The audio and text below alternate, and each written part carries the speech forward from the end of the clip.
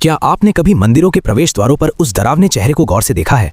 भरी भरी फटी हुई आंखें, एक खुला हुआ जबड़ा और हर पल आपको ऊपर से निहारता हुआ एक खौफनाक चेहरा। करोड़ों लोग हर दिन इसके नीचे से गुजर जाते हैं, लेकिन कोई नहीं जानता कि ये चेहरा वहां क्यों है और इसने खुद को ही क्यों खा लिया। इसे कीर्तिमुख कहा जाता है, एक ऐसा राक्षसी स्वरूप जिसका ना कोई शरीर है ना कोई आकार, बस है तो एक कभी न मिटने वाली भूख। इस रहस्यमयी गाथा की शुरुआत होती है उस समय से जब महाशक्तिशाली असुर जालंधर का अत्याचार तीनों लोकों में पड़ गया था। अपने अहंकार में चूर जालंधर ने महादेव का अपमान करने के लिए अपने दूत राहु को कैलाश भेजा। उस नीच राक्षस राहु ने महादेव के सामने खड़े होकर उनकी सादगी का उपहास उड़ाया और माता पार्वती की मांग करने का दुस्साहस किया। साक्षात काल के स्वामी का अपमान सुनकर महादेव का तीसरा नेत्र धधक उठा। उस क्रोध की अग्नि से एक भयानक और विशालकाय राक्षस पैदा हुआ।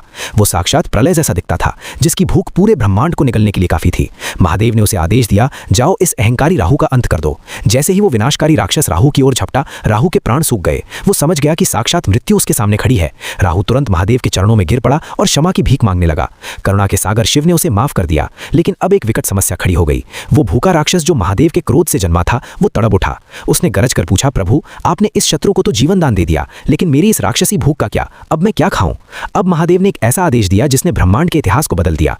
उन्होंने कहा, स्वयं को खाओ और चमत्कार देखिए। उस आज्ञाकारी जीव ने अपने ही पैरों से खुद को खाना शुरू किया। उसने अपनी टांगे खाई, अपना धर खाया और धीरे धीरे अपने पूरे शरीर को निगल गया। अंत में कुछ नहीं बचा, सिर्फ एक डरावना चेहरा। महादेव उसकी इस अटूट निष्ठा को देख अत्यंत प्रसन्न हुए। उन्होंने उसे नाम दिया कीर्तिमुख, यानी गौरव का मुख, और उसे वरदान दिया कि आज से तुम हर मंदिर के द्वार पर सर्वोच्च स्थान पर विराजोगे। जो भी भक्त मेरा दर्शन करने आएगा, उसे सबसे पहले तुम्हें प्रणाम करना होगा।